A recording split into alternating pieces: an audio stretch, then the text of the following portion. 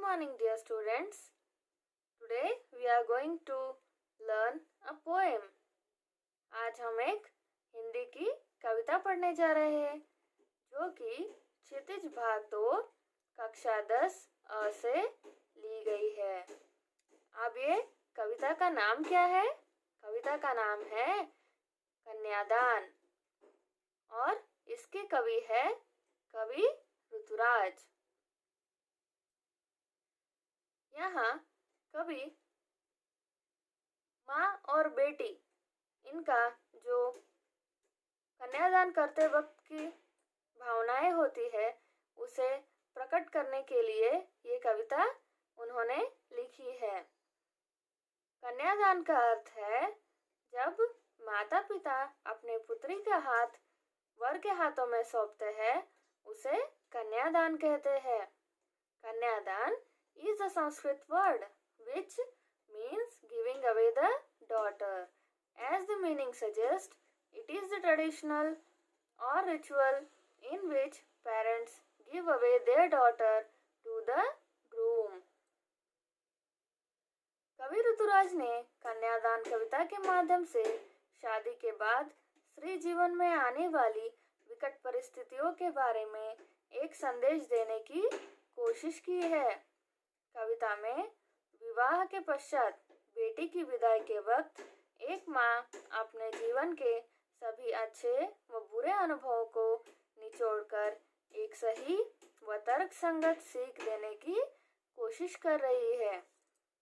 Here, a mother wants to give some lessons to her daughter during her farewell. Poet Ruturaj tried to give a message through the poem about the situations that come in a woman's life after marriage. Now, let us have a look on this poem. अब कविता को देखते हैं। कविता का पहला काव्यांश क्या है ये मैं पढ़ती हूँ। कितना प्रामाणिक था उसका दुख लड़की को दान में देते वक्त, जैसे वही उसकी अंतिम पूंजी हो। यहाँ देखिए ये जो पहली पंक्ति है जो कहती है कितना प्रामाणिक था उसका दुख। अब किसका दुख? माँ का दुख, क्योंकि शादी में तो बहुत से लोग शामिल होते हैं लेकिन उस वक्त सबसे प्रामाणिक सच्चा दैट इज ऑनेस्ट और रियल ये जो भावना होती है वो माँ की होती है। उसे सबसे ज्यादा दुख होता है बेटी को विदा करते वक्त, लड़की को दान में देते वक्त, कन्यादान करते वक्त माँ को सबसे ज्यादा दुख होता है, जैसे वही उसकी अंतिम पूंजी हो। तो अंतिम पूंजी मतलब फाइनल कैपिटल, कैपिटल या वेल्थ।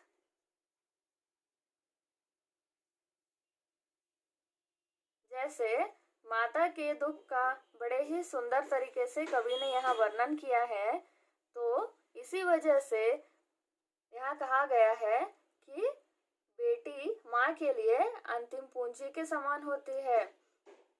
बेटी ही माँ की सबसे निकट होती है, उसके जीवन के दुख सुख में उसकी सच्ची सहेली होती है। अब जब वो चली जाएगी तो माँ को सबसे ज्यादा दुख होगा। ऐसा लग रहा है मानो वह अपने जीवन की सबसे अनमोल आखिरी पूंजी को दान में दे रही हो। So here poet has described the sorrow of a mother in a very beautiful way while giving away her daughter. The daughter is the closest friend to the mother and her true friend in the joys and sorrow of her life. While giving the daughter, the mother feels that as if she is going to donate most precious last capital of her life. पहला काव्यांश खत्म हुआ। अब चलिए दूसरे काव्यांश की ओर बढ़ते हैं, जहाँ कवि कहते हैं लड़की अभी सयानी नहीं थी, अभी इतनी भोली सरल थी कि उसे सुख का आभास तो होता था, लेकिन दुख बांछना नहीं आता था। पाठिका थी वह धुंधले प्रकाश की, कुछ तुकों और कुछ लयबद्ध पंक्तियों की। तो यहाँ कवि कहते हैं कि लड़की अभी इतनी सयानी नहीं है। सयानी means mature. That girl was not so much mature. तो इसीलिए कवि कहते हैं इतनी सयानी या परिपक्व नहीं हुई है कि उसे दुनियादारी की समझ हो सके। वह अभी एकदम भोली भाली सी है। इसीलिए यहाँ कहते हैं अभी इतनी भोली सरल थी। भोली means so much innocent. Innocent थी वो लड़की, भोली सरल थी। उसने अपने मायके में सिर्फ सुखों का और खुशियों का ही अनुभव किया है। इसीलिए यहाँ कहा है कि उसे सुख का आभास तो होता था, लेकिन दुख बांचना नहीं आता था, क्योंकि उसने सिर्फ खुशियाँ ही खुशियाँ देखी है ना। तो खुशियाँ कैसी होती है, मुझे वहाँ खुशियों को कैसे अनुभव करना है, वहाँ कैसे बिहेव करना है, ये उसे पता था। लेकिन दुख बांचना नहीं आता था, मतलब दुखों का उसे अनुभव नहीं था। माता पिता ने कभी भी उसे दुख का अनुभव नहीं कराया था। इसीलिए जीवन में आने वाले दुख और परेशानियों के बारे में अभी कुछ पता नहीं था। उसे अपने दुखों व परेशानियों को किसी के साथ बांटना या हल करना नहीं आता था। इसीलिए माँ कह रही है कि मेरी बेटी अभी सयानी नहीं है। पाठिका थी वह धुंधले प्रकाश की। पाठिका means she was a reader और धुंधले मीन्स डिम, बहुत क्लियर नहीं था। धुंधले प्रकाश की। तो यहाँ माँ ऐसा क्यों कह रही है, क्योंकि उसे ऊपर कहा गया है ना कि दुनियादारी की समझ नहीं है। तो जिस तरह एक अगर कोई किताब पढ़ता है तो वो समझ में नहीं आई, लेकिन उसने पढ़ी है, मतलब उसी तरह ये बेटी ने भी देखा है, लेकिन वो क्या चल रहा है, उसे कैसे हमें रिप्लाई करना चाहिए, इसकी उसे समझ नहीं है। वो सब जो सोसाइटी में चल रहा है वो किस तरह था, वो एक धुंधले प्रकाश की तरह। मतलब अगर अंधेरे में कोई इंसान जा रहा है तो उसे कोई भी चीज क्लियरली नहीं दिखती है ना, डिम डिम दिखती है, धुंधला धुंधला दिखता है। उसी तरह ये बेटी भी जो भी परेशानियां चल रही है दुनिया में, उसके बारे में उसे क्लियर पिक्चर नहीं दिखाई दे रही है। कुछ तुकों और कुछ लयबद्ध पंक्तियों की। तुकों मीन्स राइम्स और लयबद्ध पंक्तियां means rhythmic lines.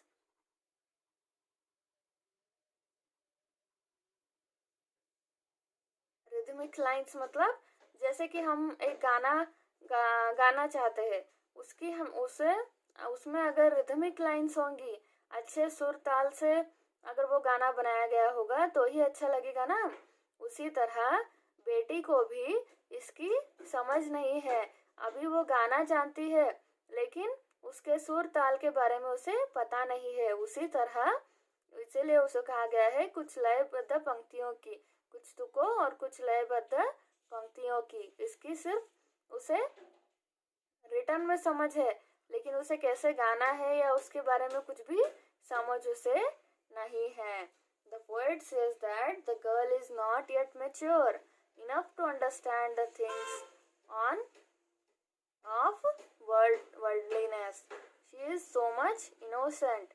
She has only seen happiness in her mother's home. She is unaware of the trouble and the problems happening in this society. The girl still has a dim picture of imaginary pleasure in front of her. The information she is having is half incomplete and unclear. That is why it is said that कुछ तुकों और कुछ लयबद्ध पंक्तियों की। चलो बच्चों, तीसरे काव्यांश की ओर बढ़ते हैं। अब तीसरे काव्यांश क्या कहता है? माँ ने कहा, पानी में झांक कर अपने चेहरे पर मत रिझना। आग रोटियां सेकने के लिए है, जलने के लिए नहीं। वस्त्र और आभूषण शाब्दिक भ्रमों की तरह है, बंधन है श्री जीवन के। माँ ने कहा, लड़की होना, पर लड़की जैसी दिखाई मत देना। अब चलिए देखते हैं। माँ ने कहा, पानी में झांककर अपने चेहरे पर मत रिझना। रिझना means to stare our face in the mirror. यहाँ माँ अपनी बेटी की विदाई के वक्त जीवन जीने की सबसे बड़ी सीख उपहार स्वरूप दे रही है, जो जीवन भर उसके काम आएगा। माँ कहती है कि शीशे या पानी में अपनी सुंदरता का प्रतिबिंब देखकर ज्यादा खुश मत होना, क्योंकि वह अस्थाई है। इसीलिए रिझना मतलब बार बार अपने चेहरे को शीशे में मत देखना, क्योंकि उससे उस पर तुम्हें ज्यादा गर्व हो जाएगा और वो अच्छी बात नहीं है। और ये स्थायी भी नहीं है ना, हमेशा ये तुम्हारे साथ नहीं रहने वाला। कभी ना कभी तो तुम बूढ़ी होने वाली हो, इसीलिए उसका मोह मत रखना। अब आगे माँ क्या कहती है? आग रोटियां सेकने के लिए है, जलने के लिए नहीं। इसका अर्थ है, तुम जब ससुराल में जाओगी तो तुम जो आग जलाओगी वो सिर्फ और सिर्फ खाना बनाने के लिए होना चाहिए। लेकिन अगर उसी अग्नि को कोई तुम्हें जलाने के लिए प्रयोग कर रहा होगा तो तुम्हें उसका विरोध करना चाहिए। ये मैसेज कवि अपने इन दो पंक्तियों से हमें देने जा रहे हैं। माँ कहती है अपने बेटी को कि आग का प्रयोग सिर्फ खाना बनाने के लिए करना, लेकिन अगर आग का प्रयोग जलने या जलाने के लिए हुआ तो तुरंत उसका विरोध करो। ये माँ के द्वारा दी गई बहुत बड़ी सीख है उस बेटी के लिए। आगे, वस्त्र और आभूषण शाब्दिक भ्रमों की तरह है, बंधन है स्त्री जीवन के। तो ये वस्त्र और आभूषण तो सबको पसंद होते हैं, लेकिन तुम्हें भी हर लड़की को पसंद होते हैं, लेकिन उस पर ज्यादा मोह मत रखना, क्योंकि वस्त्र और आभूषण का मोह अच्छा नहीं है। महिलाओं को बहुत आकर्षित करते हैं वस्त्र और आभूषण, लेकिन माँ कहती है वस्त्र और आभूषण को सौंदर्य बढ़ाने वाली वस्तु न मानना। इसको महिलाओं के लिए बंधन मानती हूँ मैं, ऐसा माँ कहती है बेटी को। इसीलिए वो अपनी बेटी से कहती है कि वस्त्र और आभूषण के लालच में कभी मत पड़ना, क्योंकि महिलाओं के लिए ये किसी बंधन से कम नहीं है। और ये आखिरी दो पंक्तियां, माँ ने कहा, लड़की होना, पर लड़की जैसी दिखाई मत देना। यहाँ माँ ऐसा क्यों कह रही है? क्योंकि माँ अपनी बेटी को अबला, कमजोर नारी नहीं बनाना चाहती है, एक सशक्त व मजबूत इंसान बनाना चाहती है, ताकि वह अपने सुरक्षा व अधिकारों के लिए जागरूक रह सके, विपरीत परिस्थितियों का पूरा दृढ़ता से सामना कर सके, क्योंकि लोग महिलाओं को कमजोर समझकर उनका शोषण व अत्याचार करते हैं। इसीलिए माँ कहती है कि अपने स्त्रीत्व को, स्वाभाविक गुणों को हमेशा बरकरार रखना, उनको कभी मत छोड़ना, लेकिन कभी भी कमजोर व असहाय मत बनना। अपने खिलाफ होने वाले हर अन्याय को, अत्याचार को हमेशा डटकर सामना करना, उसके खिलाफ अपनी आवाज बुलंद करना। Here the mother gifting her daughter the biggest lesson in life at the time of farewell. Mother says, don't be overjoyed to see reflection of your beauty in the mirror, because these are all temporary. Use the fire only for cooking, but if you see fire is being used to burn you, then immediately oppose it. Clothes and jewelry attract women, but they are a bondage for women, not as a beauty enhancer. So, never fall in the greed of clothes and jewelries. Mother tells her daughter to become a strong woman. This was all about this कन्यादान poem. ये थी कन्यादान कविता का सारांश, जो कि कवि ऋतुराज द्वारा बताया गया है। धन्यवाद।